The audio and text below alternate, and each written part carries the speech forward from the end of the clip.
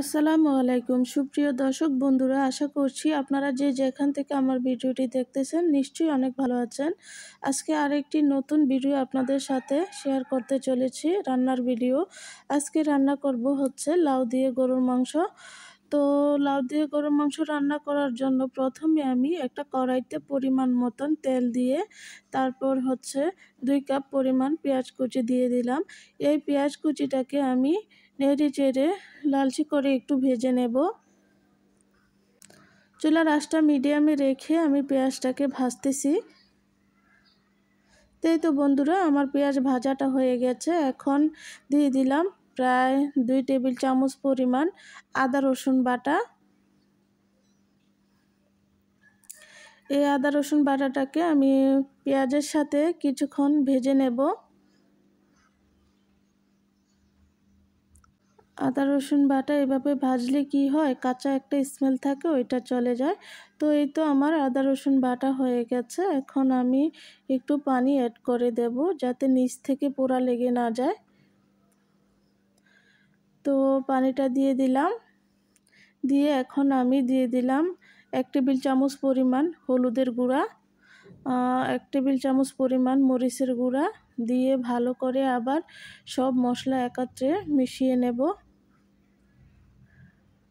এখন গরম মশলা অ্যাড করে দেব।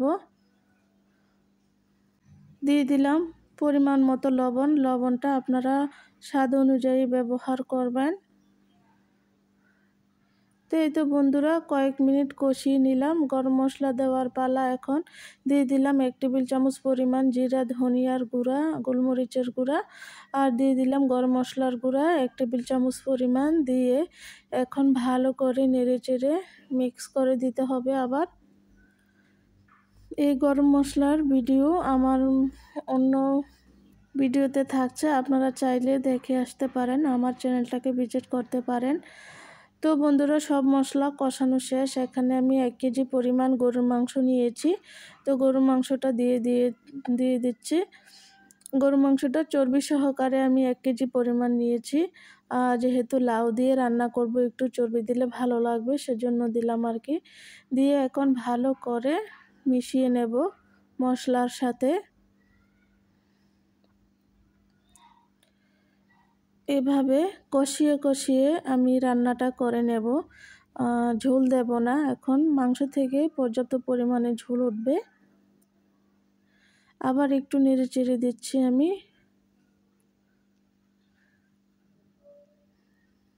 চুলার আঁচটা মিডিয়াম টু হাই ফ্লেমে রেখে আমি রান্নাটা করে নিচ্ছি।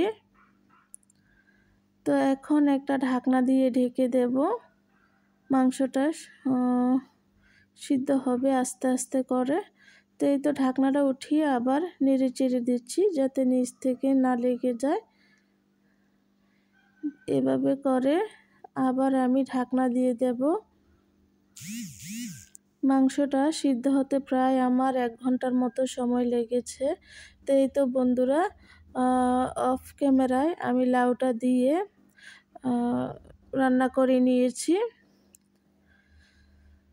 তো আজকের রান্নাটি আপনাদের কাছে কেমন হয়েছে আমাকে কমেন্ট করে কিন্তু জানাতে ভুলবেন না। যে যেখান থেকে কাছে কিংবা দূরে, দেশ কিংবা বিদেশ থেকে আমার ভিডিওটি দেখতেছেন, যদি ভালো লাগে লাইক শেয়ার কমেন্ট করতে কিন্তু ভুলবেন না। বন্ধুরা, তরকারিটা দেখতে যেমন লোভনীয় হয়েছে, খেতেও কিন্তু ঠিক অনেক মজা হয়েছিল। লাউ দিয়ে গরু মাংস দিয়ে কার কার পছন্দ আপনারা অবশ্যই কমেন্ট করে জানাবেন। সবাই ভালো থাকবেন। আল্লাহ হাফেজ।